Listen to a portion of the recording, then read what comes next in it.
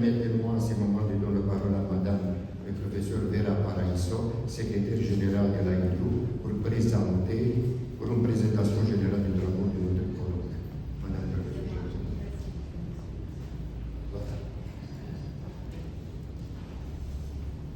Bonjour à tous. Je suis honorée et très contente d'introduire les travaux de ce colloque dans cette belle ville et dans ce palais magnifique. D'abord, permettez-moi de remercier les amis et collègues, prof. Mircea Dutu, prof. Andrei Dutu-Buzura et prof. Mircea Junior Dutu-Buzura. Je suis vraiment et surtout, permettez-moi de remercier notre très chère Jacqueline d'être ici et surtout pour la conclusion générale qu'elle va nous présenter demain. Il s'agit toujours de conclusions fort intéressantes, donc merci chère Jacqueline. Et merci aussi des remerciements à notre cher président de l'AIDO, professeur Thierry Tancrel. Le thème choisi pour le 14e colloque biennal de l'Association internationale de droit de l'urbanisme, AIDRO, est d'une actualité brûlante au vu des catastrophes environnementales qui bouleversent fréquemment nos pays. Le Conseil du changement climatique, difficile à délimiter juridiquement et à étudier dans toute sa portée et ses implications, en particulier en droit de l'urbanisme, représente le point de rencontre entre différents intérêts. D'un côté, l'exigence de protéger l'environnement, la biodiversité, le paysage, la santé humaine, et de l'autre côté, l'exigence d'utiliser la protection de l'environnement comme carburant de l'économie, en assurant en même temps des villes adaptées au changement climatique. Le droit public en particulier, qui garantit le principe de l'égalité et le principe d'égalité, revêt un rôle essentiel, celui d'harmoniser tous les différents intérêts relatifs à l'aménagement du territoire par des critères démocratiquement désignés, basés sur les principes de proportionnalité, de précaution, de prévention, respectueux des droits fondamentaux de l'homme. Le sujet choisi pour le colloque nous invite à réfléchir sur le nouveau contenu des pouvoirs discrétionnaires des communes lorsque ces derniers doivent formuler les plans d'urbanisme. L'évaluation de l'intérêt public et surtout la composition des différents intérêts semble être dépassée par les évaluations techniques faites par les géologues, les météorologues, les ingénieurs, etc. En principe, ces évaluations sont distinctes de l'évaluation stricte de l'intérêt public. À la différence de ce dernier, les évaluations techniques peuvent être contrôlées par des expertises ordonnées par les juges. Le juge administratif est donc appelé à contrôler les décisions de l'administration en posant son focus sur les expertises techniques analysées uniquement sous le prisme de leur fiabilité quant à la méthode utilisée sans pouvoir les remplacer. Les rapports entre administration publique et juge administratif sont donc destinés à changer comme le climat. Le thème du changement climatique nécessite par nature d'être traité dans la perspective principe comparatiste qui est la marque de fabrique des colloques de l'AIDRU, car c'est par cette analyse prospective qu'on arrive à développer des principes communs en Europe et de mieux comprendre les principes spécifiques à chaque pays. Les travaux se dérouleront selon le programme que vous avez reçu, donc avec 5 rapports de synthèse et 4 tables rondes. Nous avons seulement 2 petites variations, c'est-à-dire Madame la professeure Sigrid Debois et Madame la professeure Lydia Burgstaller ne participeront pas aux travaux, mais nous avons le professeur Alexandre Piersig qui va substituer professeur Dubois et notre cher président Thierry Tancrel qui va présenter le cas emblématique de l'Autriche.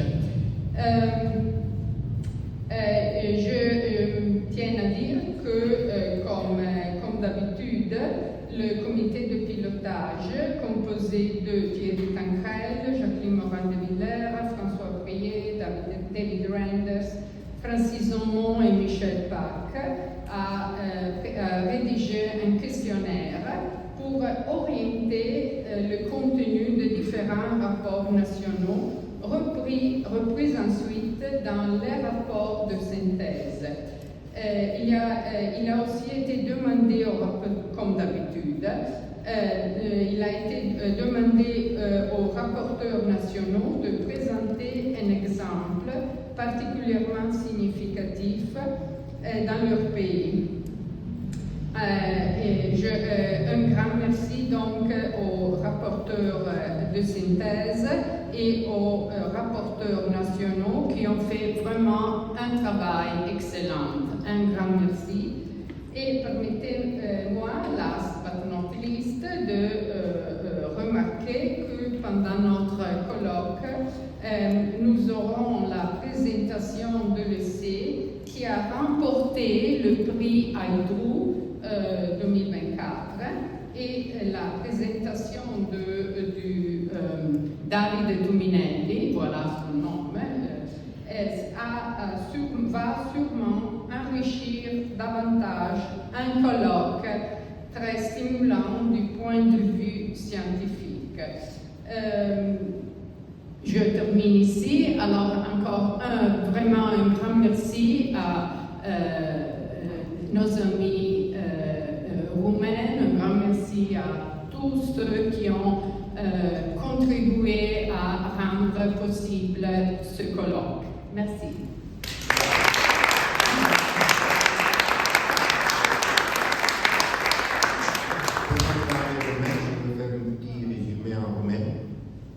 Lucrările au fost pregătite cu un timp în urmă. Sunt 14-15 rapoarte naționale pe baza unui chestionar. Pe baza lor s-au elaborat 5 rapoarte de sinteză tematice și un raport din partea Uniunii Europene și apoi concluziile generale și rapoartele vor fi publicate într-un volum. La séance d'ouverture sera finie, alors je vais commencer le pas premier consacré à une étude comparée en ce qui concerne l'état des lieux. Comme président de cette séance, je vais annoncer la thématique. En conséquence, c'est un état des lieux en ce qui concerne la situation du droit de l'urbanisme en rapport au changement climatique dans notre pays, avec 2 rapports de synthèse. Premier, les limites du droit de l'urbanisme positif face au changement climatique, présenté par M. Frédéric Roland, professeur à l'Université de Paris-Saclay, directeur scientifique du Trudeau. Et le deuxième, l'effet de procédure de la participation réalisée par notre professeur Anna Simonati, professeure à l'Université de Trento, Italie. Et bien sûr, d'après ça, tiendra une table ronde avec la participation de représentant l'Union européenne, Belgique, Flandre, Belgique, Wallonie, Bruxelles et France.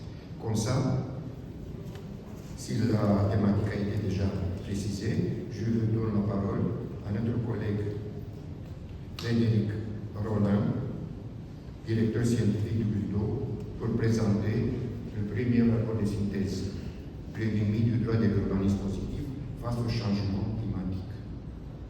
Monsieur le professeur, je vous remercie.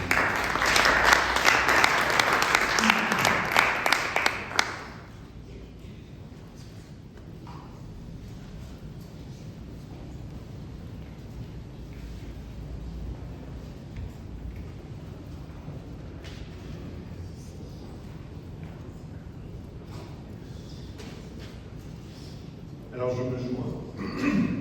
je me joins aux intervenants précédents pour adresser mes remerciements aux organisateurs de ce colloque, de cette magnifique rencontre, et je retiens les propos du président Tancrède, allier la science et la convivialité. Et la convivialité, nous l'avons déjà perçue depuis hier, et la science, nous avons essayé d'y arriver, même si, en ce qui me concerne, je ne prétends pas faire tout à fait de la science à ce stade. Je voudrais également remercier les rapporteurs nationaux qui ont fait un travail véritablement impressionnant, et je dois dire que parvenir à synthétiser l'ensemble des données qui étaient fournies dans ces rapports était une tâche ardue. Quoique, comme vous le verrez finalement, de cet exercice de comparaison, il résulte quand même une assez grande convergence. Pour demander aux rapporteurs nationaux d'évaluer le système juridique des États dont ils rendaient compte, le questionnaire s'inscrivait dans une logique pessimiste clairement assumée, puisqu'il postulait que les normes juridiques classiques, je cite, n'étaient pas ou plus suffisamment adaptées à l'urgence climatique. Il demandait donc aux rapporteurs d'identifier les aspects les plus caractéristiques de ces difficultés. Et, comme je le disais de manière frappante,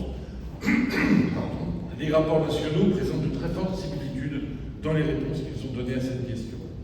Ils ont tous dressé un tableau de la manière dont les normes constitutionnelles et internationales ont incorporé les enjeux climatiques dans leur système juridique.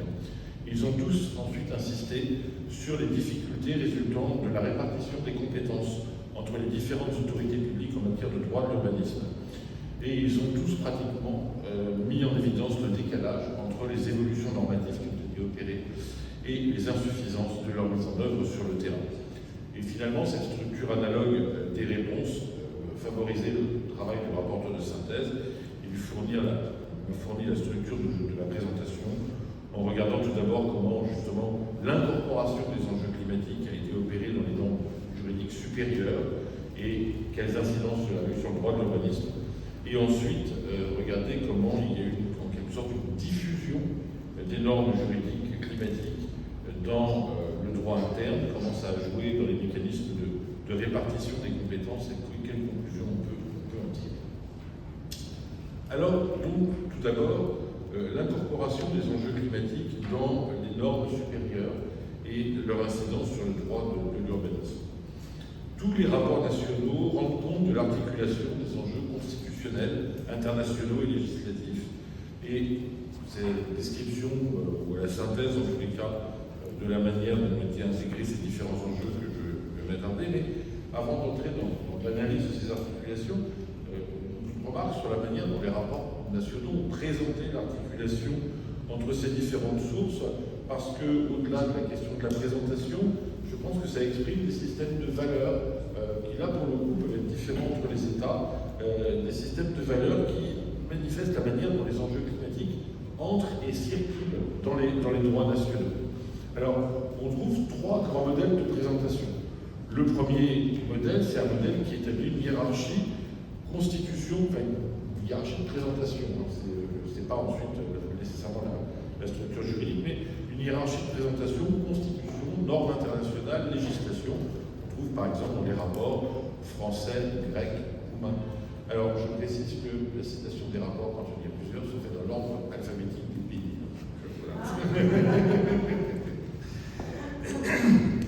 Le modèle qui place au sommet les normes internationales, Autriche, Belgique, Espagne, avec des variantes, certains plaçant en tête le droit de l'Union européenne, comme l'Autriche et l'Espagne, et d'autres le droit de la Convention européenne des droits de l'homme, comme la région de Bruxelles. Et puis enfin, un modèle qui place en tête de la présentation la loi, l'Allemagne, l'Angleterre, la Suisse, la Turquie. Alors pour l'Angleterre, c'est bien que c'est lié au système